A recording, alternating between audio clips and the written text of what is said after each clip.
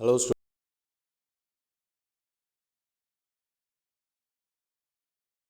ICSE board. तो वो paper अब आ चुका है मेरे पास। हम लोग इसको डिस्कस करेंगे। सबसे क्वेश्चन नंबर 1 है the deviation produced by an equatorial prism does not depend upon angle of incidence, the size of prism, the material of prism and the colour of light use. तो इसमें जो है the size of prism, angle of prism पे depend करता है, material पे depend करता है, एंगल ऑफ इंसिडेंस और कलर यानी वेवलेंथ पे भी डिपेंड करता है। तो फर्स्ट का आंसर है मटेरियल ऑफ प्रिज्म। सेकंड है the refractive index of a diamond is 2.4। Refractive index of diamond is 2.4। तो अगर आपको याद हो रिफ्रैक्टिव इंडेक्स का speed of light, refractive index का जो एब्सोल्यूट रिफ्रैक्टिव इंडेक्स का फॉर्मूला होता था वो speed of light in vacuum upon speed of light in medium होता था। तो अगर मीडियम को मैं लेफ्ट साइड भेजूँ, रिफ्रैक्टिव इंडेक्स को नीचे लाऊँ डिनोमिनेटर में, तो किसी भी मीडियम की स्पीड निकालने के लिए स्पीड ऑफ लाइट को आप डिवाइड कर दीजिए आपके एब्सोल्यूट रिफ्रैक्टिव इंडेक्स से। तो इसके बेसिस पे इसका जो सी ऑप्शन है, speed of light in vacuum is 2.4 times the speed of light in diamond, ये बिल्कुल सही आंसर है। ठीक है, तो ये इसका सही आंसर है C. Question number 3, an object of height 10 centimetre is place in front of a concave lens. ठीक है, कॉनकेव, कॉन्वेक्स नहीं है, कॉनकेव है, of focal length 20 at a distance of 20 centimetre 25 centimetre apart.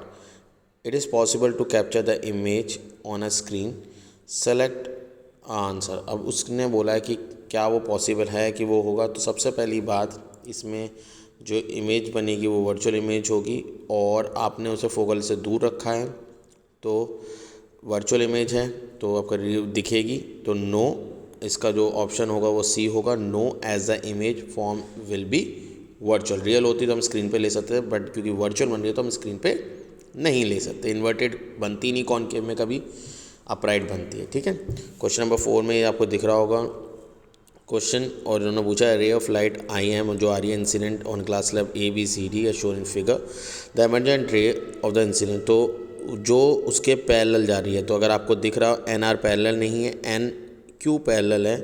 ठीक है, तो N Q will be a answer. The colour of white light which deviate the least by the spectrum, VIBGYOR आप खुद बना के चेक कर सकते हो, तो उसमें जो सबसे ऊपर होता है दैट इज़ रेड। ठीक है, नेक्स्ट वाला question, the wavelength range of a visible light, ये मैंने आपको बताया भी था, ये आपको याद रखना है। तो इसमें आपका बुक में जो लिखा रहता है 4000 एंगस्ट्रॉम लिखा रहता है।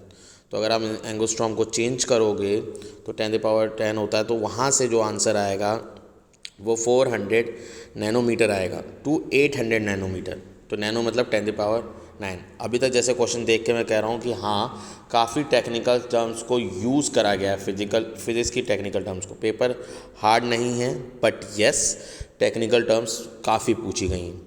Question number 7, the observe the diagram in shown in the path of incident ray L N L dash. L dash जो आपकी वो है लेंस है, और जो रे आई वो डिवेट होके जा रही है। ठीक है, the focal length is 20 centimetre, वो फोकस पे जा रही थी बट वो डेविएट हो गई नीचे की तरफ। If an object is place at 30 centimetre from, तो अगर आपको दिख रहा है कि वो पैरेलल आ रही है और वो फोकल प्लेन पे मिलती है, पैरेलल टू प्रिंसिपल एक्सिस नहीं आ रही है, आपस में पैरेलल आ रही हैं, तो they meet at focal plane, ये मैंने आपको बताया पहले भी। तो if an object is place at 30 centimetre from in a front of the lens then, तो फोकल लेंथ कितनी है 20, तो फोकल लेंथ 20, तो 2f क्या होगा 40, तो उन दोनों के बीच में रह रहा है, 20 और 40 के बीच में। तो इमेज जो होगी वो यहाँ पे 20 और 40 के बीच में, तो 40 के पीछे बनेगी। ठीक है, और जैसा मैंने आपको पहले भी बताया, अगर वो 40 के पीछे बनती है तो इमेज कैसी बनेगी, थोड़ी सी बड़ी बनेगी, और रियल तो ऑब्वियसली बनेगी। ये सारे केस में रियल बनती है जब फोकस के आ गया, तो रियल होगी और बड़ी होगी मैग्नीफाइड। तो इसमें ऑप्शन नंबर हमारा डी करेक्ट है। This type of lens can be used, तो ये कौन सी बीमारी के लिए यूज़ होता है, तो दैट इज़ हाइपरट्रोपिया जो बीमारी होती है। इसमें जो हम लोग यूज़ करते हैं, इसमें जो रेटिना होता है उसके पीछे इमेज बनती है। तो हम जब इस लेंस को आगे लगाते हैं तो ये रे ऑफ लाइट को और कन्वर्ज कर देता है, जो कि रेटिना से पीछे इमेज बन रही थी उसको रेटिना पे बनने में मदद करता है। तो यहाँ पे लिखा है नेक्स्ट क्वेश्चन में, an object is place in front of the lens is 60 centimetre, image distance from the lens with a proper sign convention. तो उन्होंने इमेज पूछी है आपकी कितनी होगी, तो 1/f = 1/v - 1/u उस वाले फॉर्मूले से कर सकते हैं। वैसे इन्होंने इस सिलेबस के बाहर बोला था, बट तब भी उन्होंने दिया है, क्योंकि 20 है 40 है तो 60 से पीछे होगा, तो ऑब्वियसली उन दोनों के बीच में इमेज बनेगी। तो आप इसे निकाल लो। तो इसका जो आंसर आएगा वो आएगा 20 और 40 के बीच में, और जहाँ तक मुझे लगता है ये दुगना गया है तो मे बी +30 होगा। 15 तो नहीं हो सकता, अगर आप साइन कन्वेंशन 60 पे भी नहीं हो सकता, वो 2f नहीं है। तो अब 1/f वाला फॉर्मूला भी मत से इस्तेमाल कर दो, देखो 60 तो नहीं होगा, प्लस होगा कन्फर्म्ड है, नेगेटिव वाला हटा दो, सी ऑप्शन। 60 नहीं हो सकता क्योंकि 2f नहीं है 60, 40 है 2f, ठीक है। तो अगर वो 60 पे रखा है यानी वो बियॉन्ड 2f रखा है, तो इमेज बनती है बिटवीन f एंड 2f। तो f है 20, 2f है 40, तो उनके बीच में +30, ठीक है। ऐसे आप आंसर दे सकते हो। फिर है N object is place in a front of this lens eight a distance of 60 centimetre, magnification बतानी है। तो अगर आपने 30 आंसर पहले से ले लिया है और उसका पता है तो v/u होता है, तो वहाँ से अगर आप डिवाइड कर लोगे तो इन्वर्टेड इमेज बनेगी। तो 60 डिवाइड बाई 30 तो 30 डिवाइड बाई 60 तो 0.5 आंसर आएगा, वही माइनस का, क्योंकि जो u है वो नेगेटिव है, ठीक है। सो क्वेश्चन नंबर 8 पे आते हैं। The relation between CGS and SI unit of moment of force. बड़ा खुश हो रहा हूँ क्योंकि कल ही एक बच्चे ने उसे पूछा भी था। 1 न्यूटन मीटर इक्वल टू, क्योंकि न्यूटन मीटर होता है 10⁷ dyne centimetre. A pulley raise up a load against the force of gravity, then the work done by a load is negative work done, ठीक है। क्योंकि जब वो फोर्स लगाएगा वो ऊपर लगाएगा और लोड कहाँ है, नीचे। तो फोर्स एक्चुअल में नीचे की तरफ, लोड का फोर्स कहाँ है, नीचे, और डिस्प्लेसमेंट उसका कहाँ हो रहा है, ऊपर। तो उन दोनों के बीच में जो एंगल बन रहा होगा वो कितना बन रहा होगा, आपका बन रहा होगा 180 डिग्री, जो FD cos theta cos negative, तो नेगेटिव वर्क डन होता है, ठीक है। मैं डिस्क्रिप्शन में लिंक डाल सकता था उन सब वीडियोस के, चलो मैं डाल दूंगा। आप केमिस्ट्री की वीडियोस के लिए उनसे हेल्प ले सकते हो। Mole concept first chapter second chapter मैंने काफ़ी उसमें बढ़ा रखा है, ठीक है। सो क्वेश्चन नंबर 10 को देखते हैं। The energy change during a photosynthesis in the plant. आप सभी ने देखा है कि उसमें किस तरीके से एनर्जी चेंज होती है, तो लाइट टू केमिकल, ठीक है। क्योंकि जब भी बोलते हैं फोटोसिंथेसिस, ठीक है, केमिकल फॉर्म में इसमें स्टोर होती है और लाइट से बनती है। तो डायग्राम भी ये बैलेंस है, 40 पे वो बैलेंस है। तो वो कह रहा है अगर हम इनमें से कौन सा एक्यूरेट होगा, अगर हम 50 पे इनमें से, तो 50 पे अगर रखोगे, क्योंकि 40 पे बैलेंस था तो 50 पे रखे वो में भी, क्योंकि 40 से क्या पता चलता है, इससे पता चलता है उसका लेफ़्ट वाला पार्ट ज़्यादा हैवी है कंपेरेटिवली उसके राइट वाले पार्ट से, जब भी वो बैलेंस है। तो अगर फिर 50 पे करता हूँ तो उसका लेफ़्ट वाला पार्ट क्या था, भारी था, तो इसलिए वो टेंस कर जाएगा। तो उसका फर्स्ट आंसर करेक्ट है। क्वेश्चन नंबर 12 की तरफ चलते हैं। क्वेश्चन नंबर 12 कहता है stone tied at the end of the string and whirled by the hand of the horizontal circle, जैसे घुमाते हैं लंगर डालते वक्त, तो यूनिफॉर्म स्पीड। तो इसमें the name of the force required at the circular motion, तो that is a centripetal force. What is the direction of above mention force, obviously towards the centre. उस फोर्स की जो डायरेक्शन होगी वो क्या होगी, टूवर्ड्स दी सेंटर होगी। Question number 13 की तरफ चलते हैं। मास है 200 ग्राम, फ्रीली फॉल है 50 मीटर हाइट। तो उसने पूछा when body reaches 10 metre at the ground, potential energy बतानी। तो 10 metre above the ground height पता है, ग्रेविटी पता है और मास पता है, उसको चेंज कर लेना। So you can easily calculate that will be 20 joule, ठीक है। तो उम्मीद करता हूँ समझ में आ रहा हो, बहुत सिंपल है बेटा, ज़्यादा टफ नहीं है, ठीक है। नेक्स्ट वाला क्वेश्चन, इसका सेकंड पार्ट क्या कह रहा है, the gain in kinetic energy of the body when it reaches to the 10 metre. तो अगर मैं कहूँ कि उसमें जो 10 मीटर ज़मीन से नीचे पहुँचा तो 5 मीटर वाला रह गया, तो 5 इंटू सम उसे मल्टीप्लाई कर लो उसके वेट और ग्राम हाइट से, तो जो चीज़ उसमें रह गई मल्टीप्लाई होने के बाद आया वो कितना हो जाएगा, 10 जूल। तो 10 जूल पोटेंशियल एनर्जी चली गई, जो कि ऑब्वियसली काइनेटिक एनर्जी गेन करी होगी। तो आप 10 जूल इसका आंसर टिक कर सकते हैं। Total mechanical energy it possess when it is just strike the ground. Total mechanical energy वही होगी जो पोटेंशियल थी इनिशियली। तो अगर initially 200 into 15 into 10 divide by 1000, तो सब ज़ीरोस कट जाएंगे, 2 10 30, तो 30 जूल एनर्जी इस पे है। द वेलोसिटी इन मीटर पर सेकंड, तो अगर आपको याद है half mv² equal to mgh रख दोगे तो m से m कट जाएगा, √gh आएगा, तो वहाँ से आंसर आएगा 10√3। ठीक है, ओके। क्वेश्चन नंबर 14 को देखो। क्वेश्चन नंबर 14 कह रहा है women draw a water from the well using a fix pulley, the mass of the bucket and water together is 10, the force applied of the women was 200 Newton. उसका mechanical advantage तो kg है, उसे 9 10 से multiply कर दो तो that is 100 Newton, और जो फोर्स एफ यानी एफर्ट जो लगा रही है, तो मैकेनिकल एडवांटेज का फॉर्मूला होता है लोड अपॉन एफर्ट। लोड है 100, 200 से डिवाइड करा तो 0.5, इसकी कोई यूनिट नहीं होती, 0.5। The single fix pulley is use because it change the direction of applied change the direction of applied for in a convenient. यही है इसका आंसर। नेक्स्ट है 16th, ये नंबर वो है, तो इसमें क्या पूछा है इन्होंने, the diagram the velocity ratio of the arrangement. मैंने आपको बताया था वेलोसिटी रेशियो इसमें जो मूवेबल पुली होता है उसके बेसिस पे होता है। तो मूवेबल पुली अगर आप देख पा रहे हो तो उसका 2 होता है, तो 2, क्योंकि सिंगल पुली कोई वेलोसिटी रेशियो नहीं दे रहा होगा। ये भी मैंने कल क्वेश्चन पूछा था, क्वेश्चन नंबर 17 में, कि पावर का क्या रिलेशन होता है, force into velocity. Question number 18, select an option with respect to the echo depth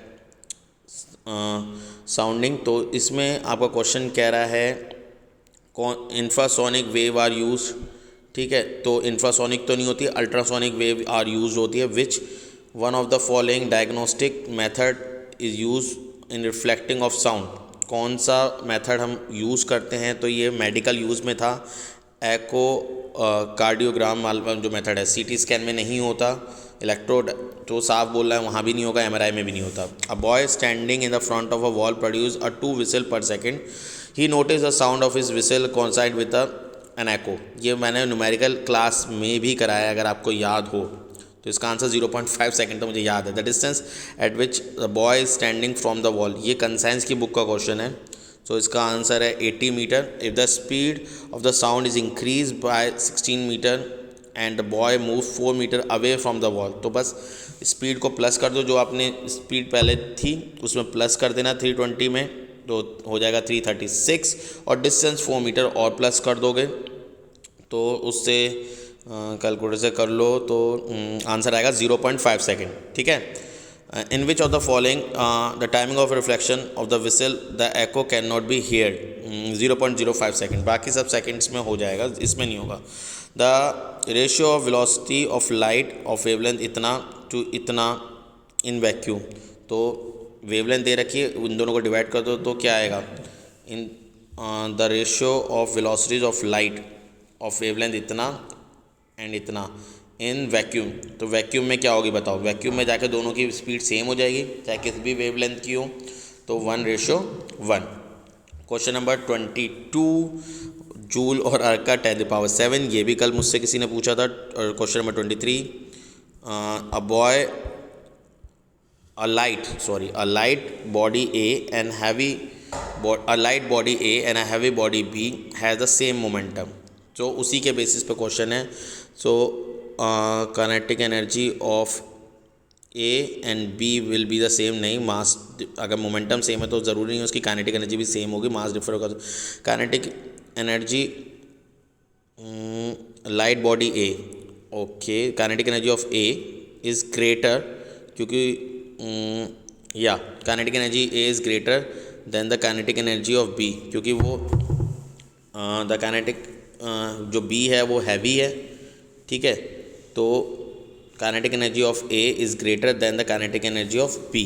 ठीक है, नेक्स्ट वाला क्वेश्चन है, if the ratio of kinetic energy of A and B is 5:2, in the which the mass का ratio क्या होगा, मास का ratio उसका reciprocal 2:5। The diagram दे रखा है, ये डायग्राम भी कंसाइंस की बुक में 42 दे रखा था, यहाँ पे 43 है। तो अगर नॉर्मल खींचोगे तो 90 से माइनस कर लोगे 43, तो वहाँ से एंगल ऑफ इंसिडेंस आएगा। उसी एंगल ऑफ इंसिडेंस से ये पास कर रही है, तो यहाँ पे इन्होंने दे रखा है the angle of incidence at the surface A B पे कितना होगा 90 से माइनस कर लेना, यू विल ईजली फाइंड कितना आपका वो एंगल है।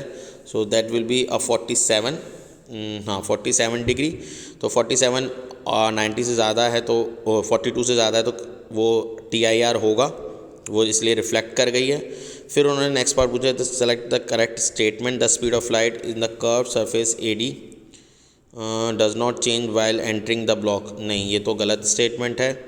द रे ऑफ लाइट, जो उन्होंने बोला the ray of light of the surface is not travelling along with the radius of the, ये भी गलत है। द रे eight the surface AD travelling along with the radius of curvature part, ये आपका स्टेटमेंट ठीक है। Okay, the angle of incidence of the surface BC पे एंगल ऑफ इंसिडेंस कितना होगा? देखो ये 47, अगर मैं यहाँ पे नॉर्मल ड्रॉ करूँ F पे तो 47, उधर भी 43, 90, तो E पे आ गया 47, 43, तो 43, ठीक है, 43 डिग्री हो जाएगा उसका एंगल ऑफ इंसिडेंस, ठीक है। इसके बाद उन्होंने पूछा the critical angle of the lens, क्योंकि उन्होंने निकाल दिया तो 43 will be the critical angle, 43 will be the critical angle, but okay, क्योंकि वो सीधी निकल गई तो angle of incidence 43, critical angle 43। Question number 25 में यस पेपर काफ़ी टफ है, अब मुझे दिख रहा है क्योंकि मैंने क्वेश्चन आगे देखे हैं। जैसे मुझे PDF मिला मैंने बनाना शुरू कर दिया वीडियो, बट मैंने अभी देखा तो yes level of the question is too high, तो आई जस्ट प्रेड कि बच्चों ने सही करा होगा। इन अ डायग्राम 90 आया है तो ऊपर 90 है, तो उन्होंने बोला C पे कितना एंगल होगा, तो 90, 60, तो ऊपर एंगल बचा 30 से अगर मैं इसकी बात करूँ यहाँ पे 30 बचेगा, 30 से ऊपर एंगल ऑफ इंसिडेंस आएगा 60, 90, 60, तो C एंगल पे 30 डिग्री बचेगा। तो यहाँ थोड़ी मैथ्स भी इन्होंने पूछ ली। In which of the following diagram is show it emerge, तो 60 डिग्री है तो 60 से वो नीचे सरफेस पे आएगा। ये वाला मैंने डायग्राम आपको करवाया था, तो इसमें जो आंसर होगा वो B वाला आंसर सही है, मैंने करवा रखा है बच्चों को। सो उम्मीद करता हूँ आपको सारे आंसर्स मिल गए होंगे। ऑल द बेस्ट, आप अपने आंसर्स को चेक करिए, ठीक है। एंड आपके पास अभी केमिस्ट्री का पेपर बचा है, बायोलॉजी का पेपर बचा है, तो आप उसमें बेहतर कर सकते हो।